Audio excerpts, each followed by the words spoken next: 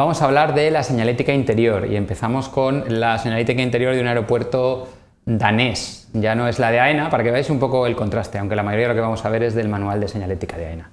Fijaos, aquí lo mismo, tenemos un sinóptico de cada tipo de señal con su código y con la descripción direccional, identificación de acceso, información principal o complementaria in situ. Cada una de ellas tiene su señal de emergencia, de restricción de limitaciones.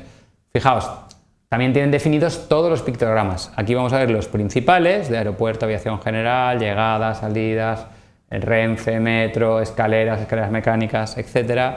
También pues la de AENA, Unión Europea, que es rampa, que no va a la escalera. Y luego tenemos las secundarias, pues las de farmacia, fax, policía, etcétera, etcétera. Aquí están escalera de bajada, escalera de subida, están todas definidas, como veis, secundarias en azulito, principales en amarillo.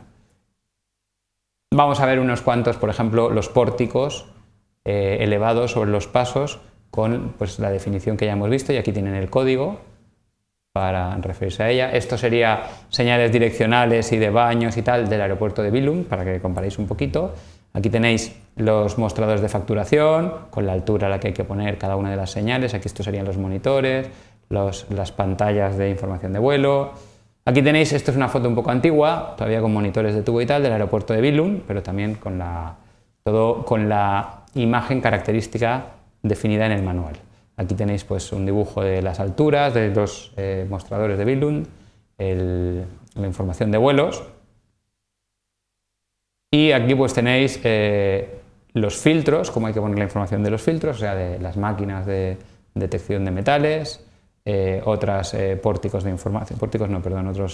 de información. Aquí tenéis otra colgada para las puertas de embarque y lo que falta para llegar a los otros grupos de puertas de embarque, que cualquiera que haya ido, por ejemplo, al aeropuerto de Madrid, Barajas, le sonarán mucho, o de Barcelona, el Prat. Luego tenemos las entradas a las puertas de embarque y aquí pues pantallas de información de Billund y de AENA y un cartel de informativo de AENA, para que tengáis un poco de todo. Aquí, por ejemplo, el control de pasaportes con Unión Europea, recogida de equipajes, ciudadanos de la Unión Europea, etc. Y aquí, pues, distintos, tenéis aduana, nada que declarar, con cosas que declarar, la recogida de equipajes, etc.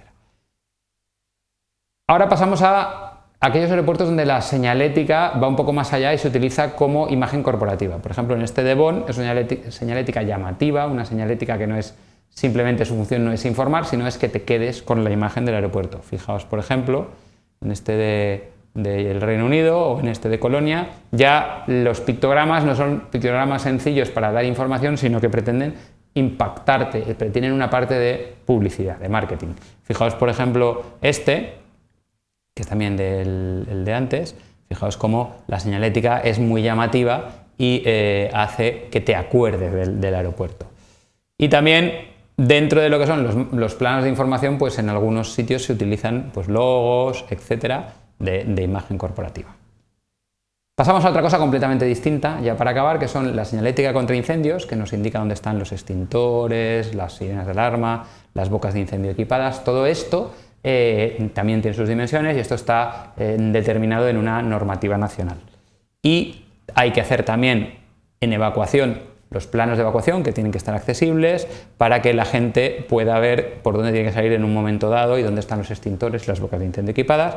Y por último acabamos con la señalización que todos conocéis de salida de emergencia, que también está normalizada y también tiene sus colores, sus dimensiones, etcétera, etcétera. Y con esto termino.